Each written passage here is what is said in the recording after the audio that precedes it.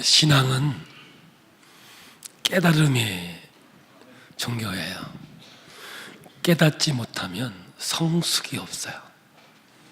그래서 이 예배를 진행할 때 정말 중요하게 생각하는 부분은 설교의 부분인데, 왜냐하면 깨달음이 있어야 하나님에 대해서 알 수 있고 알아야 성장할 수 있기 때문에 그런 겁니다.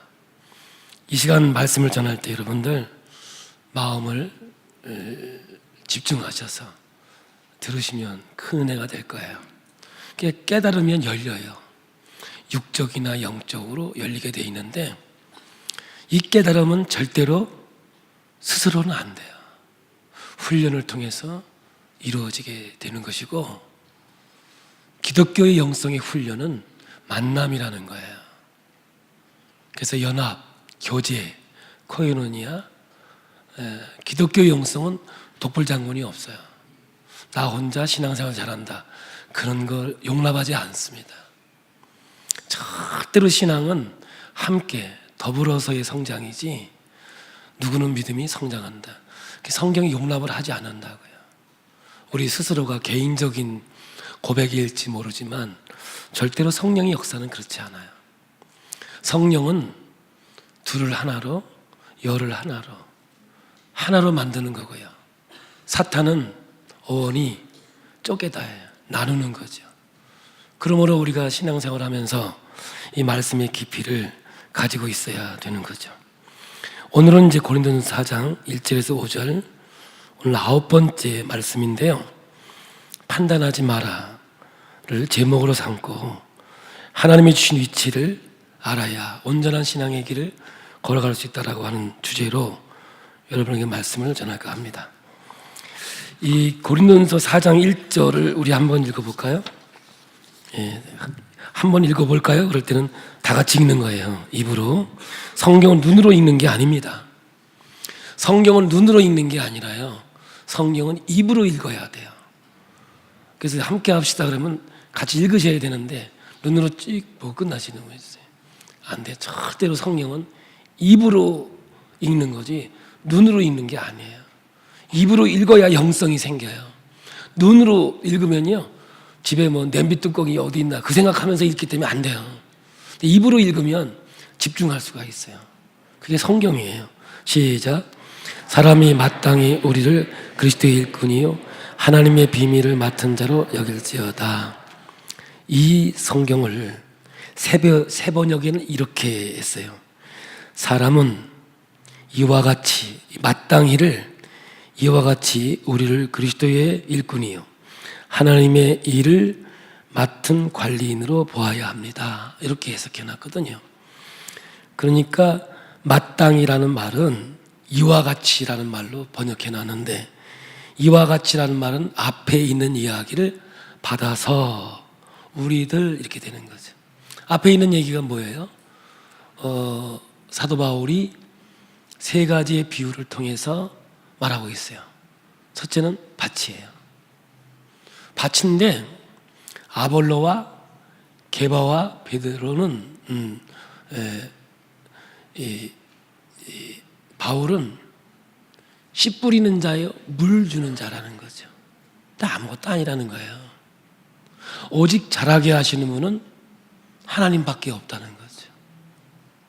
여기서 우리가 깨달아야 되는 것은 뭐냐면, 바울이나 아볼로나 게바는 대체 가능한 거죠. 그냥 바울이 없어도, 아볼로가 없어도 하나님은 누군가를 통해서 이 일을 이룬다는 거예요. 그러니까 아무것도 아닌 자들이다. 근데 왜 아무것도 아닌 자들을 왜 따라가고 줄을 서느냐? 잘하게 하시는 분은 오직 하나님밖에 없는데 하나님만 바라보고 하나님만을 의지해야 된다. 이게 첫 번째 비유가 되겠어요. 두 번째는 뭐냐면, 교회를 짓는데, 성전을 짓는데 우리가 이걸 개인적으로 해석해서는 안 돼요. 전체 하나의 교회를 성전으로 보는데, 이 교회를 짓는데 지도자들은 어떤 재료로 건축을 하느냐 조심하라는 거예요. 금, 은, 보석으로 지은 집인지 아니면 나무와 풀과 집으로 지은 집인지 언제 알 수 있느냐? 불이 나면, 시련이 오면, 환란이 오면, 고통이 오면 보석으로 지은 집은 그대로 있지만 나무와 풀과 집으로 지은 집은 다 타버리고 없다고 말이죠. 그때 되면 지금은 잘 모르지만 평상시에는 잘 모르지만 이러한 공력이 나타날 때 진짜 신앙이 가짜 신앙이 드러날 것이다. 그러면서 지도자들에게 주어지는데 예를 들어서 노아노 목사야 너는 무엇으로 성도들을 세워가느니 귀를 즐겁게 하고 그 마음에 들게 하는 거니 아니면 하나님의 뜻 금은 보석 십자가의 도를 가르치느냐 이거예요.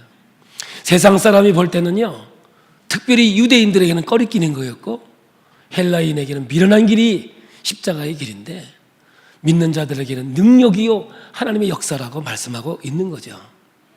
그러므로 금은 보석으로 집을 져야만 되니 십자가의 도를 바로 가르치고 깨닫게 하라고 하는 명령이 주어진 거죠. 세 번째는 이 성전을 세워가는데 성전을 어지럽게 하는 자가 있다는 거죠. 여러분 하나님만이 하시는 거예요. 누가 성전을 어렵게 하느냐? 탈을 만드는 사람이죠. 그냥 직접적으로 얘기한다면 끼리끼리는 교회를 어지럽히고 성전을 무너뜨리는 자들이라는 거죠.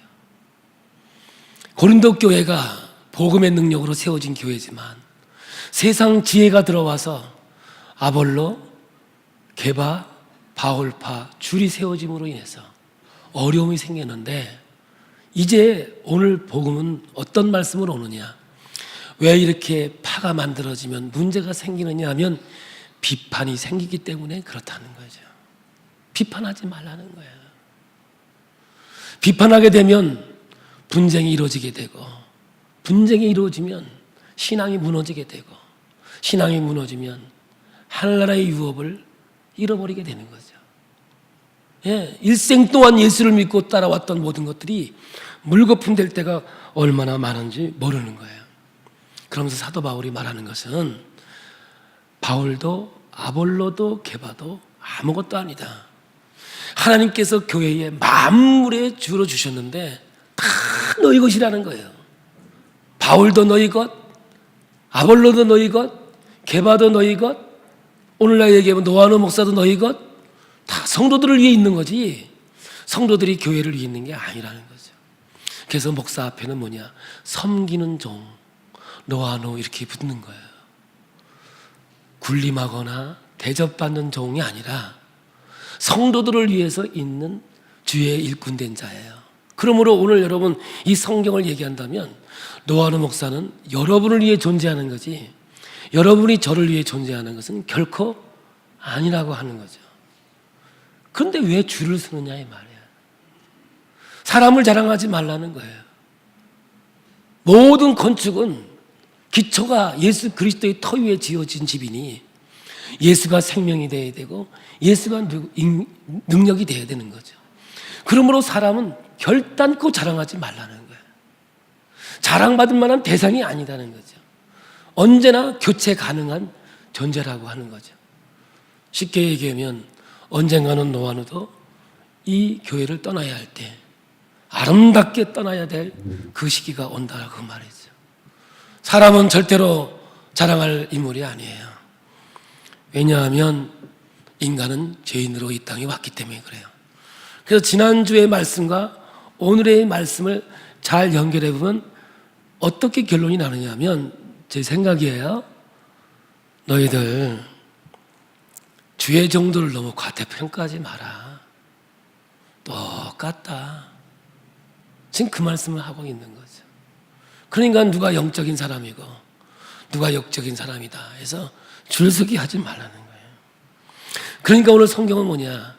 맡은 자들에게 구할 것은 충성이니라 오늘 말씀 주는 거거든요. 자, 2절 봅니다. 시작. 그리고 맡은 자들에게 구할 것은 충성이니라.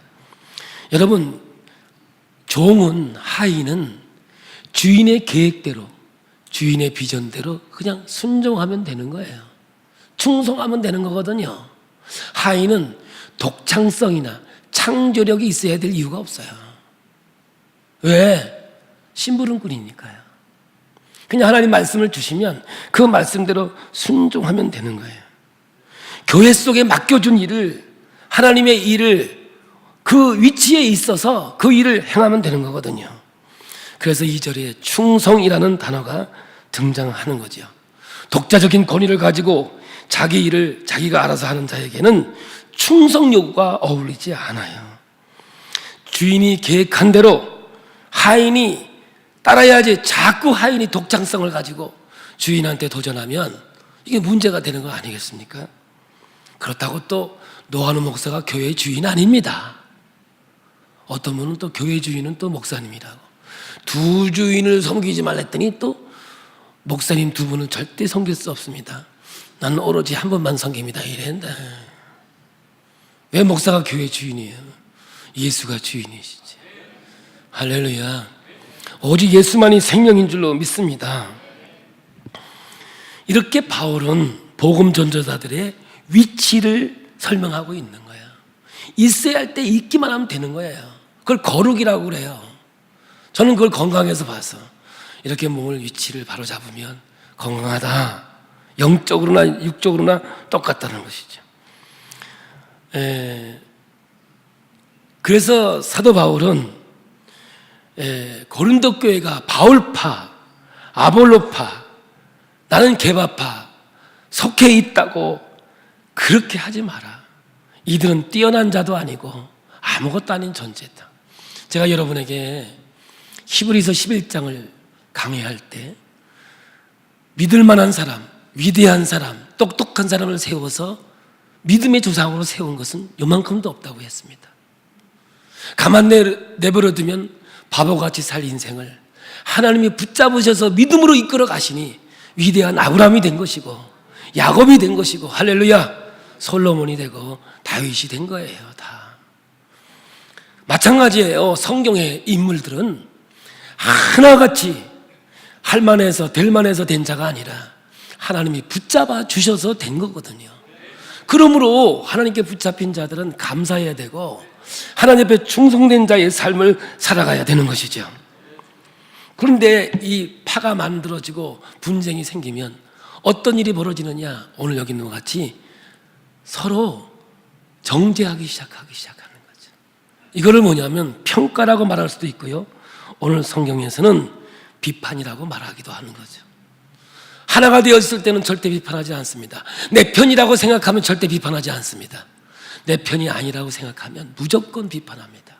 좋든 싫든 아름다웠든 아무 관계 없습니다. 참 얼굴 잘생겼는데 그런데 그 점 하나가 흠이라고 무조건 하나는 자꾸 늘어집니다. 이게 바로 나와 같은 줄에 안 있으면 문제가 생기는 건데 참 이 고린도 교회도 이 일이 생겨지게 되는 거죠. 파가 나눠지면서 서로 비난하고 서로 깎아내기 시작했습니다. 때로는 부풀려서 칭찬하기도 하고 때로는 상대방을 정당한 비판 수준이 아니라 자기들이 스스로 재판관이 되어줘서 비판하는 심각한 문제로 이 교회가 가게 된 것이죠. 자, 4장 3절을 읽어봅니다. 너희에게나 다른 사람에게나 판단받는 것이 내게는 매우 작은 일이다. 나도 나를 판단하지 아니하노니.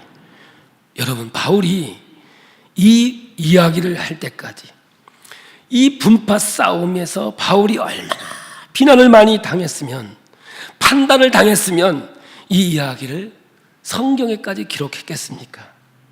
새 번역에는 판단을 심판으로 번역을 하였습니다. 이렇게 사도 바울은 분파가 생기면서 많은 시련을, 어려움을 겪게 되는 것이죠.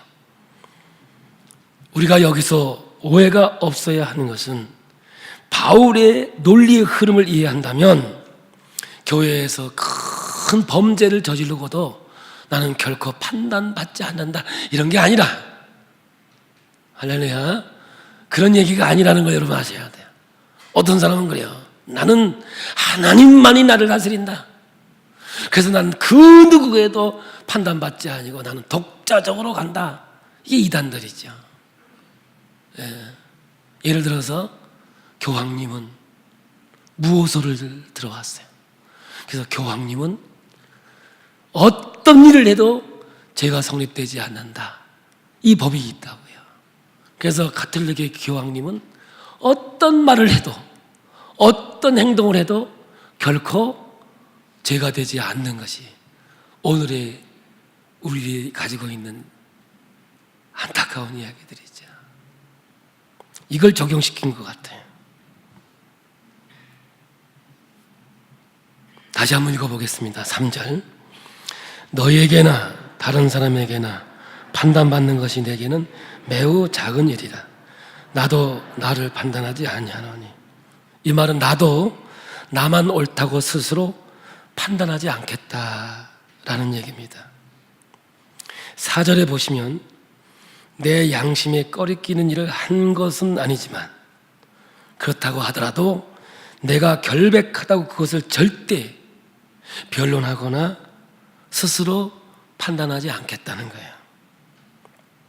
그 말이 뭐냐면 나도 양심으로 부끄러움은 없지만 나도 그럴 수 있는 존재다라는 것을 깔고 있는 거죠. 제가요, 이 성경을 메시지 성경으로 여러분에게 읽어드리겠습니다. 집중해서 들어보세요. 4절 5절입니다. 나는 여러분들에게 좋은 안내인이 되기 위하여 어긋난 일을 한 적이 없습니다. 양심에 부끄럽지 않았다는 얘기죠. 그렇다고 내가 대단한 것은 아닙니다. 그런 판단을 내리시는 분은 주님이십니다. 5절입니다. 그러니 주님을 앞지르지 말고 모든 증거가 명백히 드러나기 전에는 섣불리 결론을 내리지 마십시오.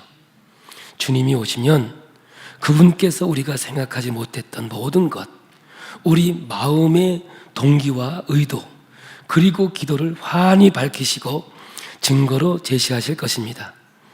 그때에야 우리는 잘했다 말씀하시는 칭찬을 듣게 될 것입니다. 이렇게 해석하고 있거든요.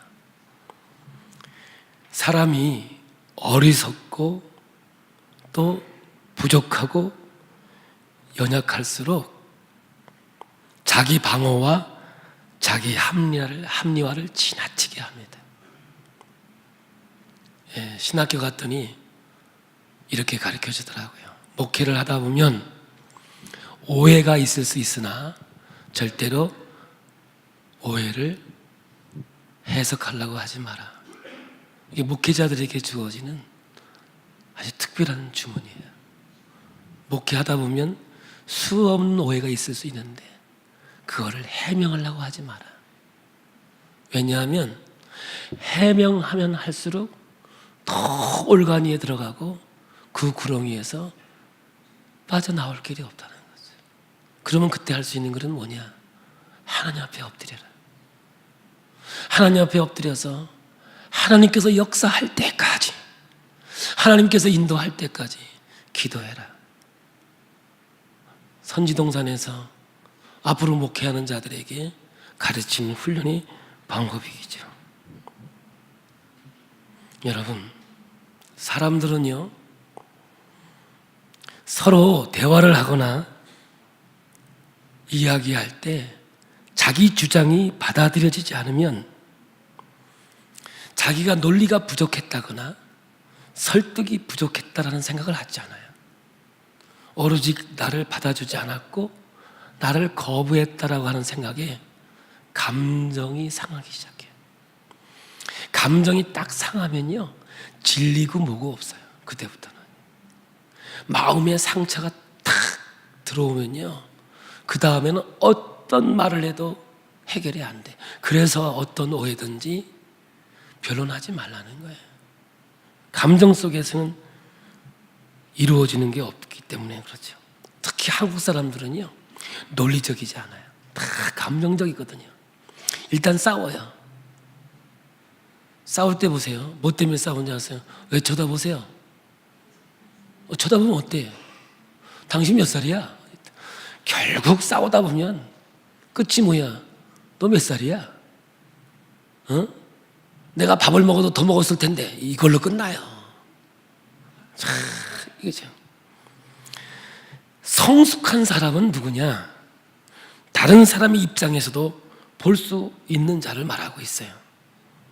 그러니까 성숙한 사람들은 자기 성찰을 할 줄 안다는 거죠. 늘 자기만 옳고 다른 사람은 늘 잘못되었다. 이거 안 맞는 거라고요. 내가 나를 살펴봤을 때 잘못한 것은 없더라도 아하, 나도 나에게 대해서 판단하지 않고 판단을 주님께 밀어놓겠다. 이것이 사도 바울의 자세이죠. 좀 더 편하게 얘기한다면 나는 양심의 부끄러움이 없는 사람이야. 얼마든지 변론할 수 있어요. 자기 증거를 댈 수 있어요. 그런데 안 하겠다는 거죠. 왜냐하면 나도 그럴 수 있는 존재이니까. 다시 한번 얘기해 볼게요. 나는 결단코 양심의 부끄러움이 없다는 거예요. 그럼에도 불구하고 나는 변론하지 않겠다는 거예요. 그 이유는 뭐예요? 나도 그럴 수 있는 존재이니까. 엄청난 얘기예요, 여러분들. 이것이 신앙의 돌파구야. 하나님 앞에서 온전한 길로 갈 수 있는 길이라고 하는 거죠. 우리는 모이면 남을 칭찬하는 것보다는 비판하고 판단하는 게 참 많습니다. 그러나 우리가 인생을 살아가 보면서 하나님의 큰 그림을 보지 못하기 때문에 그래요. 늘 앞에 있는 것만 보고 가기 때문에 그러는 것이죠. 여러분, 그래서 이것이 공동체를 깨고 하나님의 성전을 무너뜨리고 어려운 지경으로 가게 되는 것이 오늘 이 시대의 교회와 오늘의 우리의 삶이 되는 거죠. 고린도 교회가 가지고 있었던 가장 심각한 문제가 바로 여기에 있는 거예요. 사람에게 줄을 섰지요. 파가 만들어지니까 서로 비판하기 시작했지요. 정죄하기 시작했지요. 오로지 깨지고 부서지는 것밖에 없는 거죠. 한 번 나간 말은 주워 담을 수가 없습니다. 말에는 얼마나 상처가 많은지 몰라요. 여러분, 기분 나쁜 말을요, 편지에 써서 너 나쁜 놈이야, 너는 개야, 돼지야, 소야 써서 줬어요. 그럼 편지를 보고 에이 구겨버리면 상처 안 받습니다. 아무리 글은 나쁜 욕을 해도 구겨버리면 상처가 안 되는데 말은 마음에 들어와서 상처가 돼요. 그래서 그것이 일생에 고통이 되고 아픔이 되고 그러는 거죠. 비근한 예로 보면 우리는 보이는 내가 있고 보이지 않는 나가 있는데 보이는 나는 나예요. 보이지 않는 나는 상처받은 나예요. 그런데 그게 뭐냐? 부모로부터 받은 상처라는 거죠. 저와 오늘 여러분에는 상처가 있어요. 밖에서 받은 게 아니라니까요. 부모로부터 받은 상처가 오늘 나를 지배한다고요. 세상 상처가 없는 사람은요, 상처 안 받아요. 제가 목회를 해보니까는요, 이거 진리예요. 근데 상처 받아서 큰 사람들은 나이가 먹어도 그 상처가 상처를 낳고 상처가 상처를 만들어요. 예를 들어서 손가락에 상처가 나면요, 물에 담궈도 아파요. 그런데 상처가 없는 손은요, 양잿물에 담궈도 아무렇지 않습니다. 그러므로 오늘 우리들의 마음속에 주님이 오셔서 내 마음의 상처를 치유해 주시고 인도해 주시지 않는 한 우리는 늘 이 자리에서 벗어날 길이 없는 거예요. 고린도 교회에 하시는 말이고 오늘 기쁨의 교회에 하는 말이고 이 시대의 교회마다 주시는 하나님의 음성인 줄로 믿습니다. 여러분, 우리는 도가 넘는 비판은 하면 안 돼요. 주워 담을 수 없는 상황이 생길 수 있기 때문에 그래요. 그리고요, 나도 나를 판단하지 말고 주님께 맡겨버리고 또 다른 사람이 나를 판단할 때 불쾌하고 상처가 되기도 한대요.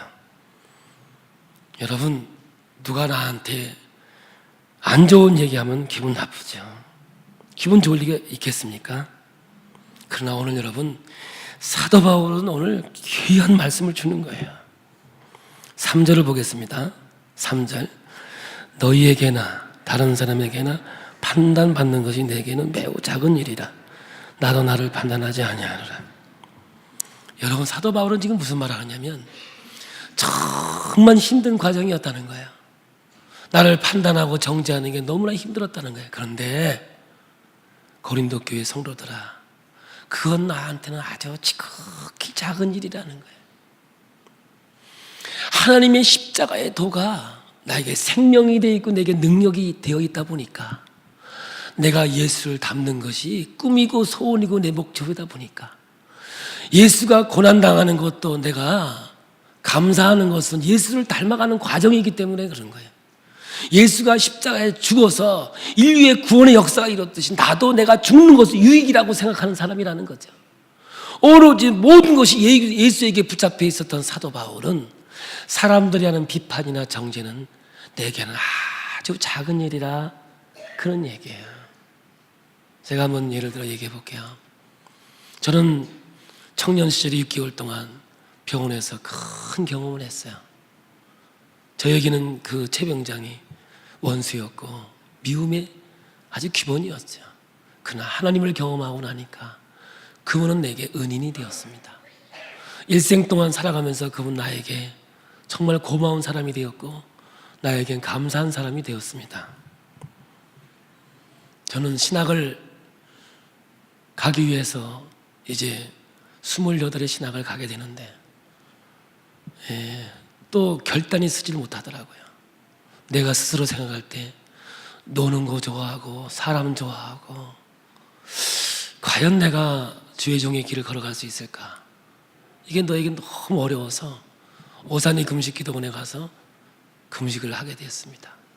그 당시 제가 기억하기는 14일 동안 금식을 하는데 저는 사실 하루도 금식을 못하는 사람이에요. 늘 먹는 거를 진짜 우상으로 섬기고 있는 그런 종류의 사람이라.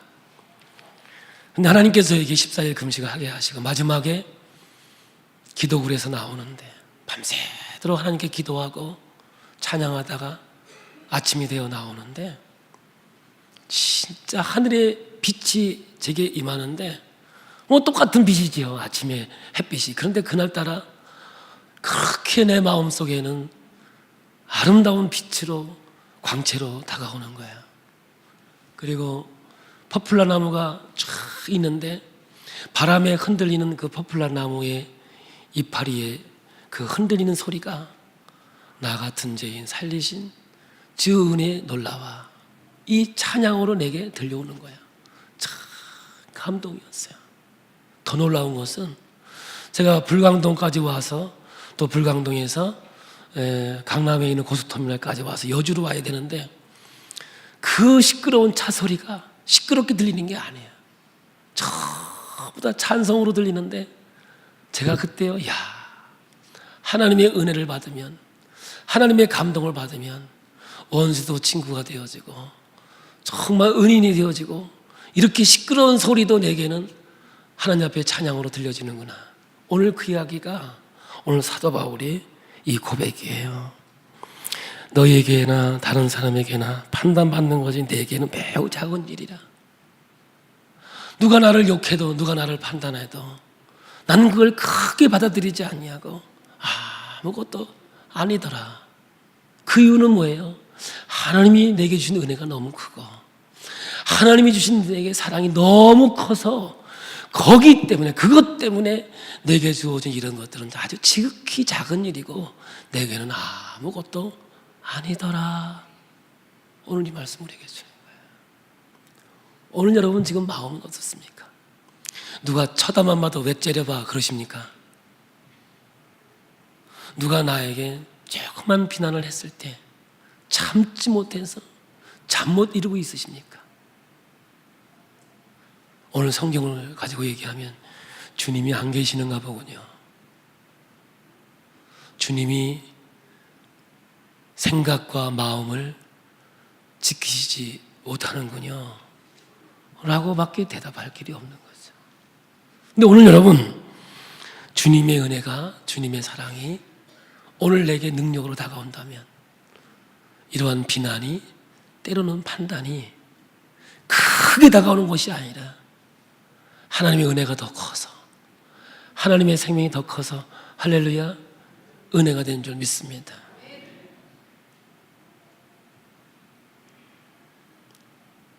차를 끌고 저녁 식사를 하러 가는 거예요. 저녁 식사를 하는데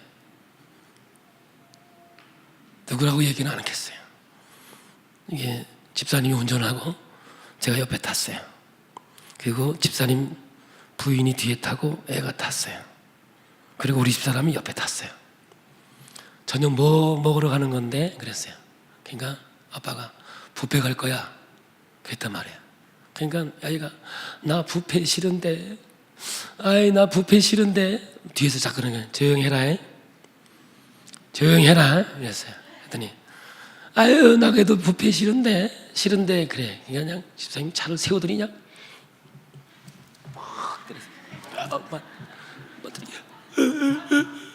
뷔페 맛있겠다, 뷔페 맛있겠다.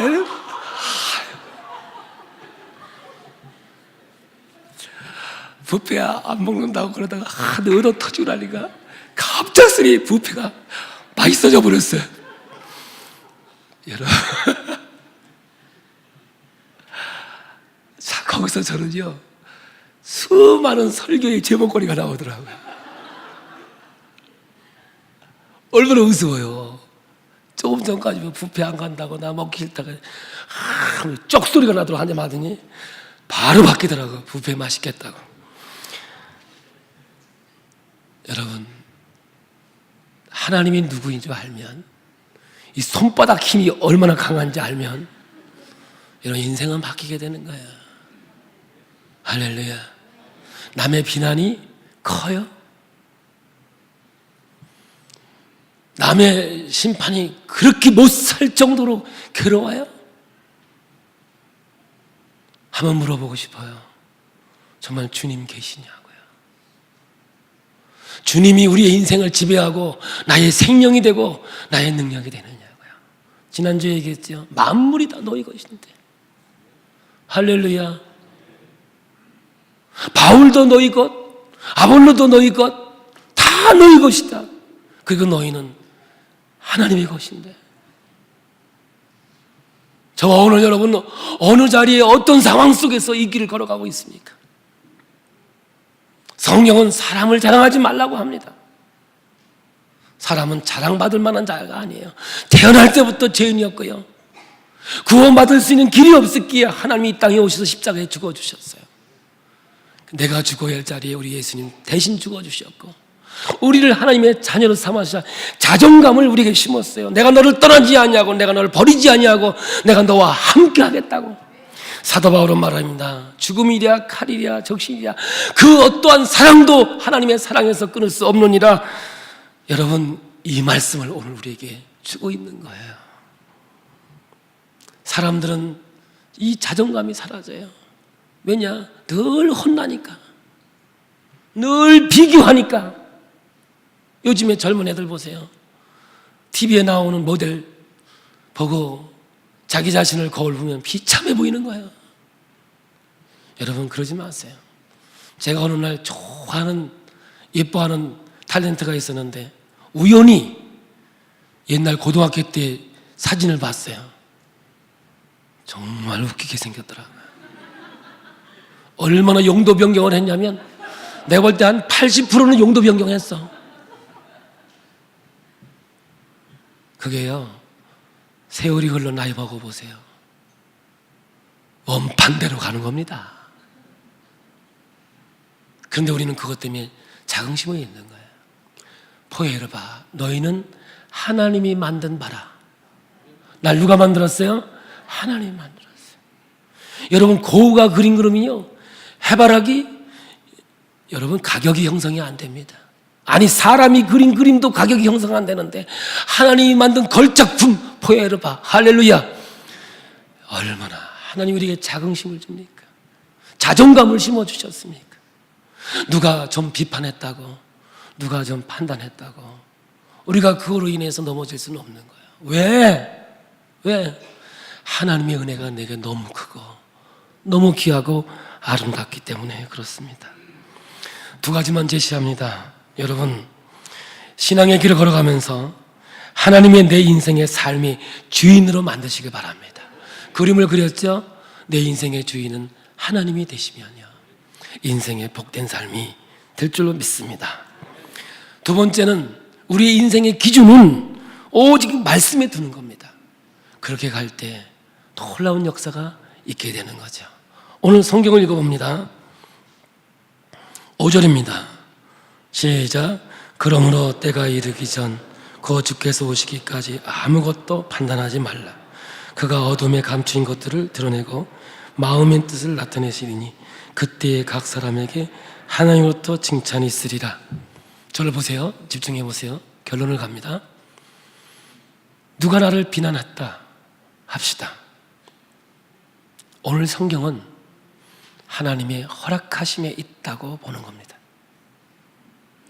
하나님은 우리의 관절과 골수까지 쪼개기까지 하시는 분이에요. 이 말은 우리의 깊은 곳까지도 통달하신 하나님이에요. 우리 하나님은 머리카락이 나고 빠지는 것까지 아시고 앉고 일어서는 것까지도 아시는 하나님이세요. 누가 나를 비난하는 거 모르시는 하나님이 아니에요. 다 안다는 거예요, 하나님이. 그런데 하나님이 왜 그 일들을 허락했을까? 시간이 너무 가는데 예화 하나를 하고 마무리를 지켜요. 어느 동네에 나귀 한 마리가 있었습니다. 근데 이 나귀가 웅덩이에 빠졌어요. 빠져서 살 수가 없는 거예요. 나올 수가 없는 거예요. 그래서 그 동네 주인이 회의를 열었어요. 저 나귀를 고통 속에서 해결해 줄 수 있는 게 뭐냐? 그냥 흙으로 덮어주는 게 저 나귀를 위해서는 제일 좋은 방법이 같다. 그렇게 하자. 그래서 삽을 들고 흙을 그 나귀 위에다 퍼얹었어요. 퍼얹으니까 나귀가 나 죽었구나 하고 있는 게 아니라 흙이 올라오니까 몸을 털었어요. 털으니까 흙이 밑으로 떨어지고 흙이 밑으로 떨어지고 자꾸 떨어지다 보니까 그 늪이 그 흙에 자꾸 다져지면서 나중에는 죽으라고 퍼놓은 이 흙이 오히려 몸을 털고 보니까 그게 살아나는 놀라운 방법이었다는 것이죠. 이거 누가 알았겠어요? 하나님만이 아시는 거죠. 사람들은요, 그 흙을 퍼서 얹어서 살리기 위해서가 아니라 죽이기 위해서 했지만 결국 그게 사는 길이었거든요. 결론이 바로 이거예요. 인생에 어려움이 오거든 힘든 일이거든 몸을 터세요. 그게 뭔지 아세요? 하나님 앞에 와서 엎드려 기도하는 거예요. 여러분, 해명하려고 그러지 마세요. 더 커져요. 더 어려워져요. 더 힘들어져요. 그런데 하나님 앞에서 눈물로 기도하고 엎드리시면 하나님께서 그 길을 열어주시고 놀라운 역사를 이루시는 거예요. 오늘 하나님은 기도하는 데까지, 하나님 앞에 엎드리는 데까지 우리를 인도하고 있다는 사실을 잊지 마시고 오늘 판단하는 걸 이제 그만두시고 하나님만이 우리를 인도하시는 전능자임을 깨닫는 우리 모두가 되어지고, 때로는 시련이 어려움이 오더라도 하나님 앞에 나아가 기도의 능력을 가지고 사는 길, 축복의 길, 능력의 길임을 알아 오늘도 멋진 인생을 살아가는 저와 여러분이 되길 예수의 이름으로 축복합니다.